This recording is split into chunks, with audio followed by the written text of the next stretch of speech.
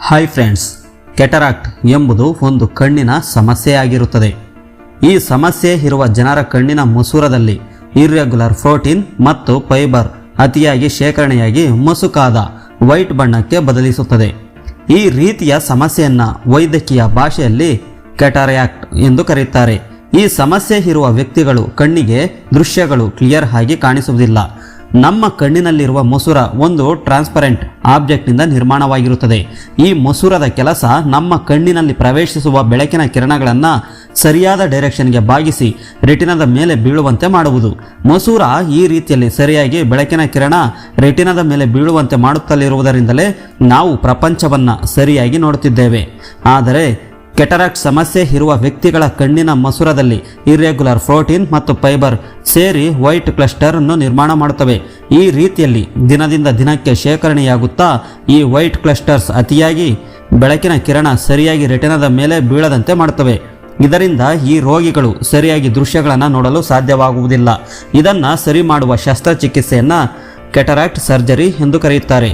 ಈ ಸರ್ಜರಿಯಲ್ಲಿ ಪ್ರಾಬ್ಲಮ್ ಆಗಿರುವ ಲೆನ್ಸ್ ತೆಗೆದು ಆರ್ಟಿಫಿಷಿಯಲ್ ಲೆನ್ಸ್ ಅಳವಡಿಸುತ್ತಾರೆ. ಆರ್ಟಿಫಿಷಿಯಲ್ ಲೆನ್ಸ್ಗೆ ಇಂಟ್ರಾ ಆಕ್ಯುಲರ್ ಲೆನ್ಸ್ ಎಂದು ಕರೆಯುತ್ತಾರೆ.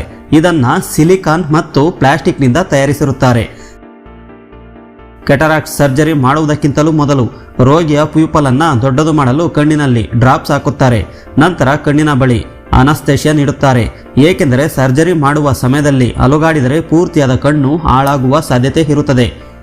ರೋಗಿಗೆ ಅರಿವಳಿಕೆ ಔಷಧಿ ನೀಡಿದ ನಂತರ ಕಣ್ಣಿನ ಗುಡ್ಡೆಯ ಮೇಲೆ ಒಂದು ಸಣ್ಣದಾದ ಹೋಲ್ ಮಾಡುತ್ತಾರೆ. ಅಂದರೆ ಕಾರ್ನಿಯಾದಲ್ಲಿ ಒಂದು ಹರಿತವಾದ ಟೂಲ್ನಿಂದ ಕಟ್ ಮಾಡುತ್ತಾರೆ.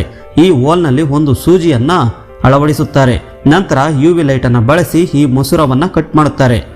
ಮೊದಲೇ ಅಳವಡಿಸಿರುವ ಸೂಜಿಯ ನೀಡಲ್ನಿಂದ ಅಲ್ಲಿರುವ ಮಸೂರವನ್ನು ಸಕ್ ಮಾಡುತ್ತಾರೆ. ನಂತರ ಲೆನ್ಸ್ ಇದ್ದ ಜಾಗದಲ್ಲಿ ಇಂಟ್ರಾಕ್ಯುಲರ್ ಲೆನ್ಸ್ ಅಳವಡಿಸುತ್ತಾರೆ. ಈ ರೀತಿಯಲ್ಲಿ ಲೆನ್ಸ್ ಅಳವಡಿಸಿರುವ ವ್ಯವಸ್ಥೆಯನ್ನು ಫೋಕೋಮಾಲ್ಸಿಫಿಕೇಶನ್ ಎಂದು ಕರೆಯುತ್ತಾರೆ. ಸರ್ಜರಿಯ ನಂತರ ಕಣ್ಣಿನಲ್ಲಿ ಯಾವುದೇ ಸ್ಟಿಚಸ್ ಹಾಕುವ ಅಗತ್ಯವಿರುವುದಿಲ್ಲ.